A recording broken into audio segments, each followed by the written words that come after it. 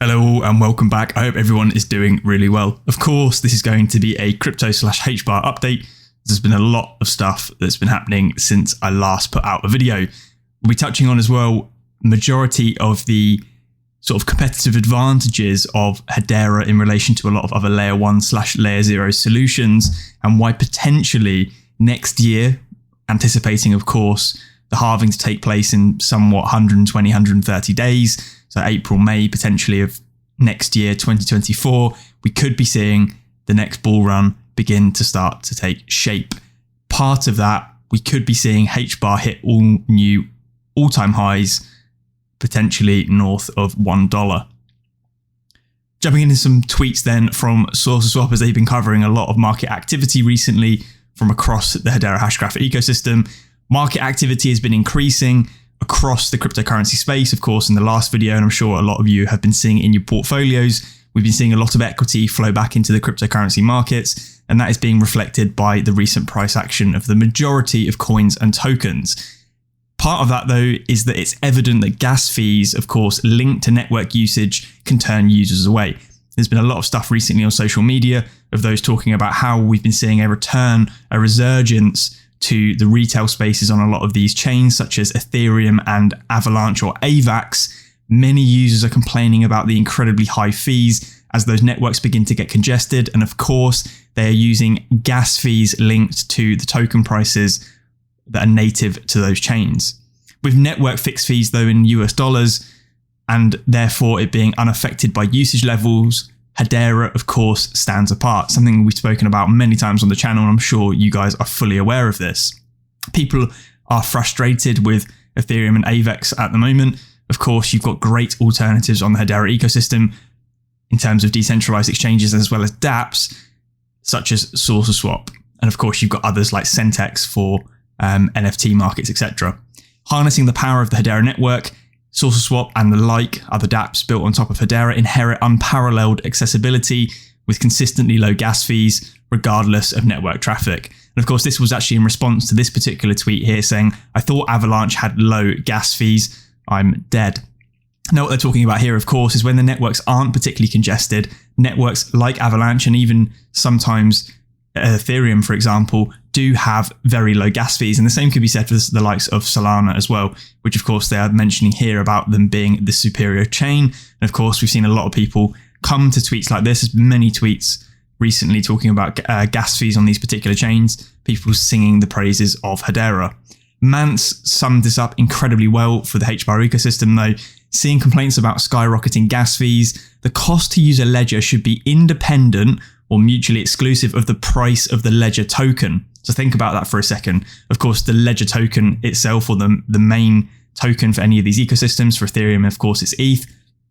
For Avalanche, it's the AVAX token, and for HEDERA, it's HBAR. So what he's saying is the cost to use that particular service on that layer 0/layer 1 should, of course, be independent of the price of the native token to that particular ledger. The cost to use HEDERA, of course, is denominated in US dollars at $0.0001 on average per transaction. So for literally $1, you could process hundreds, if not thousands, of transactions. It's priced in dollars, not HBAR. The result being it's inexpensive and it has predictable pricing. HEDERA, of course, is a smart Web3 first layer 1 solution, whereas majority of these other chains do it backwards. And of course, they are effectively tying their native token to usage of the ecosystem. And of course, that then burns users once you start seeing mass adoption and many, many different transactions. And sort of once the ecosystem begins to flourish, you get that congestion that takes place.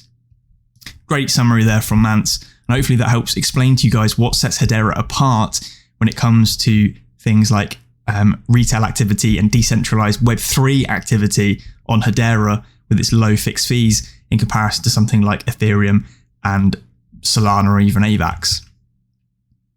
Talking about SourceSwap Labs, though, a weekly volume all-time high took place. Of course, we've been seeing an awful lot going through the HEDERA ecosystem recently, and SourceSwap has been doing very well since their V2 launch. So previous HEDERA on-chain volume records have just been crushed. Post SourceSwap V2 launch, average trading volumes are up over 300%. This is the kind of activity that attracts more users and developers to the network. HEDERA is just getting started, and I couldn't agree more. we are continuing to see this trend of volume increasing on the likes of SourceSwap and some of the other decentralized exchanges on the Hedera ecosystem or in the Hedera ecosystem. We are seeing a resurgence in activity across things like NFTs, as well as tokenization of real world assets, etc., etc. The list goes on. The more and more people that get attracted because of key stats like this, where the party's at, effectively people want to be, the better the HBAR token and the Hedera ecosystem will do going out into the future. Again, summarizing what I just mentioned about real world assets, there is no better network for real world assets than Hedera as the fastest growing sector in decentralized finance. By total value locked, or TVL, real world assets are making significant progress on Hedera, highlighted by the recent launch of the Diamond Standard and their fungible token on SourceSwap. I actually did a dedicated video talking about the Diamond Standard. You guys can find that on the channel. But of course, we've got other things as well, like very large asset managers here in the UK, such as Aberdeen, and AVAX as well, that are looking to tokenize real world assets. I think we had Red Swan recently talking about tokenizing commercial property. They now have a commercial only platform effectively where commercial property can be tokenized natively on Hedera. And of course, you're looking at other types of investments as well, such as diamonds, rare earth minerals, etc., all being tokenized directly on Hedera. This is what I mentioned. I remember saying it nearly 12 to 24 months ago. It's how long I've kind of been putting out videos for now, where I was talking about and singing the praises of NFTs. And obviously, majority of people at the time are saying, well, they're just monkey pictures and, random pieces of worthless art. But the end game for NFTs, and of course, you need all that fun, monkey worthless sort of stuff in order to get you there and build out the infrastructure for it. The end goal for NFTs is effectively tokenization of assets. It is a representation of some real world thing, asset, commodity that can be exchanged with very little friction. That is the whole purpose or point or end goal of NFTs. And of course, to get there, you need people taking advantage of it and sort of producing these random sort of collections, etc., to build out that infrastructure. See here, the DeFi investor talking about convinced that real world assets will be a leading narrative in the bull run. Something I've been saying for a long, long time. The reasons for this are many. It's easy to understand for retail. Institutions are betting big on real world assets. I just gave you some examples there directly on Hedera. And of course, the fastest growing DeFi sector by TVL. Not only that as well, it seems to be a very good way to modernize traditionally high friction areas of asset trading. So for example, the example I've given many times are things like property and houses. And of course, Red Swan CRE are doing that on Hedera. If we're looking at market prices for the HBAR token, then going back out into the future, we had a previous all-time high of 50 to 60 cents. My memory fades on that now. It was so long ago.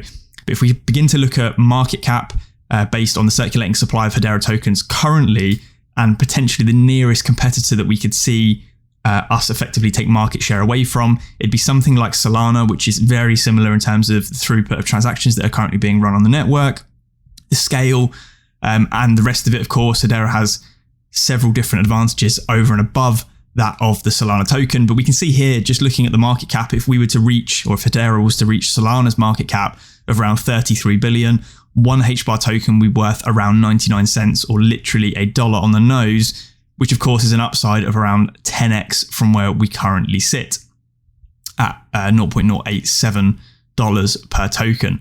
So we can see here there is potential for a massive 10x to occur in 2024 at the very least. And that, of course, takes us towards the top 10 in terms of market cap for cryptocurrencies. Who knows what the future holds? All I know is obviously we are aware that HBAR as a layer 1 is significantly better for majority of tasks than the current mainstream layer 1s that are being leveraged by retail. I was about to say institutions, but of course, majority of it is actually retail on a lot of the other layer 1s, such as Avalanche and Ethereum and Solana. The institutions are already on Hedera because they effectively know the power of Hedera, and the predictability, the scalability of how it's been set up is far more advantageous to build a scaling solution than on something like Solana, Avalanche, Ethereum, Polkadot, whatever it may be. So take that with a pinch of salt, but we have lofty price targets potentially for Hedera, as well as, don't forget, majority of the tokens within the ecosystem will perform incredibly well and are likely to outperform HBAR in the short term on the network if we do see a large run that we are potentially expecting. Elaine Song here as well, talking about some network milestones that have been achieved this year in 2023 for HEDERA. So we've seen 30 billion transactions. Of course, that is continuing to increase day by day.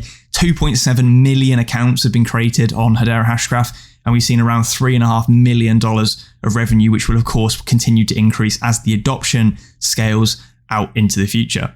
From the depths of the bear market of 2023, HEDERA has broken records across nearly every metric that is important to a layer 1 solution: revenue, developer activity, account creation, transactions spanning every network service, etc.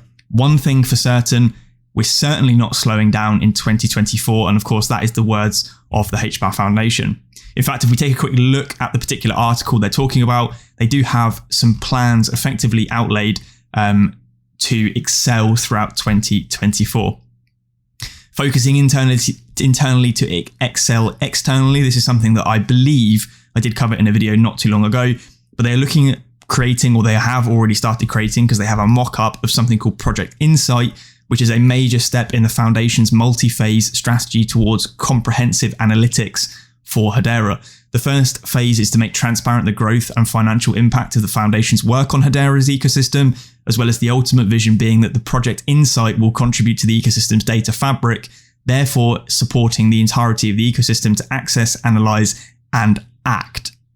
The Phase 1 Minimum Viable Product, or MVP, helps us more authoritatively answer the question: how are we and our grantees performing? Estimated to be rolled out fully in Q1 of 2024, they're excited to share a sample of the MVP currently loaded with mock data to showcase its potential and the art of the possible.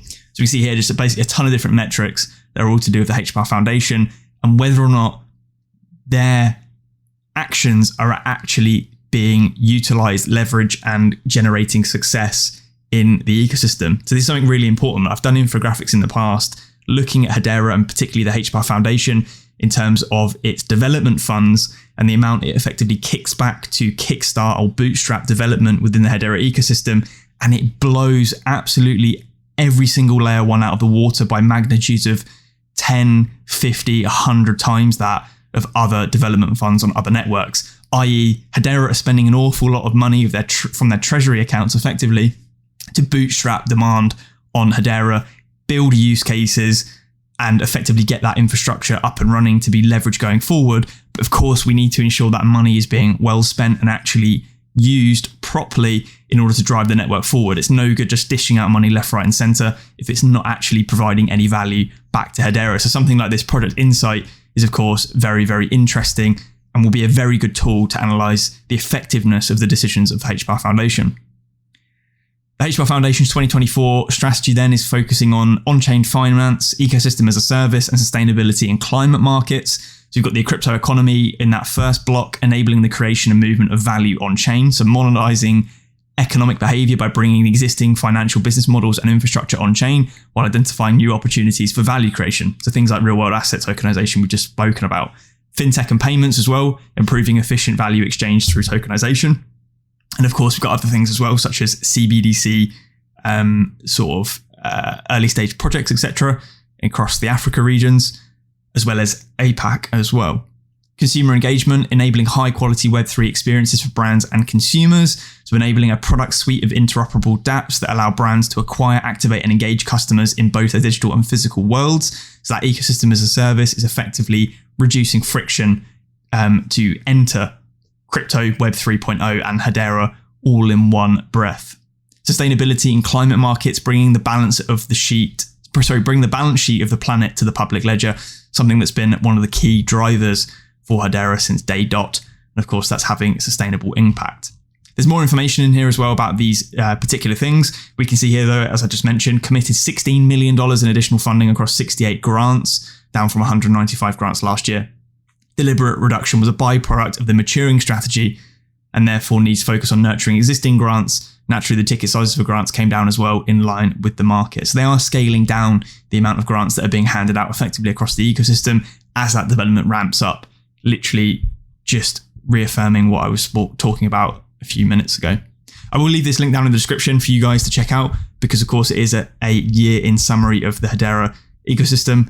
God, you look there about the account creation, absolutely mammoth increases in the adoption effectively and new accounts being created. Anyway, moving on then, great tweet here from Coinman. The Bank of Ghana concluded its first central bank digital currency CBDC hackathon. The event involved 10 teams developing ECEDI solutions deployed on Hedera's public DLT, using, of course, MTEC's Beyond Cash digital currency solution. Again, we are seeing more movements in this space from CBDCs right the way through to different and various types of tokenization. HBAR 1000 as well, year-to-date Hedera transaction volume, as I mentioned, 32 billion transactions with an average TPS of over 1,000. We've seen that spike to 2 or 3 times that at certain points, 2,000 to 3,000 transactions a second. And our max TPS have also jumped to around 11,000 transactions on the high end. And of course, that is still effectively being throttled. Some more major news though from Hedera as well is looking at WalletConnect as an integration for collaboration. Wallets are integral to all Web3 ecosystems, serving as the primary network access point for community members, developers, and enterprises. With WalletConnect on Hedera, we're in the final stages of enhancing the experience for all. The culmination of this community-led initiative represents a significant milestone in the Hedera journey, bringing enhanced compatibility and interoperability for our ever-growing ecosystem of dApps and users.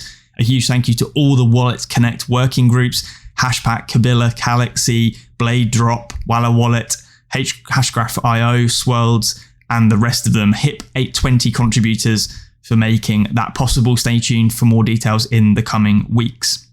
So effectively, WalletConnect is a communications protocol for Web 3.0 and is hopefully setting the standard for the way wallet interactions take place across Hedera to make everything as seamless as possible, and potentially as well the cross-chain experience to be as seamless as possible going forward. Again, massive step forward for the infrastructure of HEDERA HashGraph to ensure that onboarding new users and retaining those users and making the experience frictionless goes as smoothly as possible. Just some interesting stuff here though as well. A couple of tweets from 𝗟𝗜𝗡𝗞𝗦 a few days ago. I wonder who that could be minting nearly 416,000 new NFTs in the past 48 hours on the Hedera mainnet. Brace yourself for gaming in the HBAR ecosystem in 2024. And we can see there in 60 hours, we had over 1 million NFTs minted on the Hedera mainnet. The HBAR ecosystem is not slowing down as the year comes to a close. And of course, loads of those use cases we looked at the beginning / middle of the year, which revolve around Web3 gaming that are being developed on Hedera, could potentially be going live in 2024. And as we can see, they are minting a massive amount of in-game collectibles as the form of NFTs in order for those games to be successful going forward.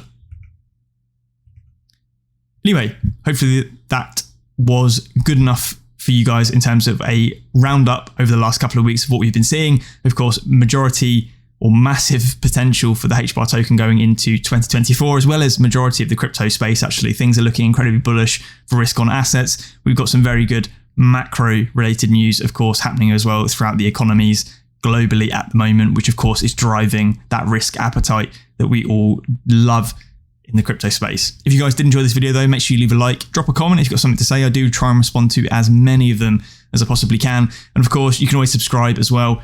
It is free and it does enable you guys to be notified of when I am dropping a new video. Hopefully you guys all have a very good Christmas, and until the next one, I'll catch you then. Cheers.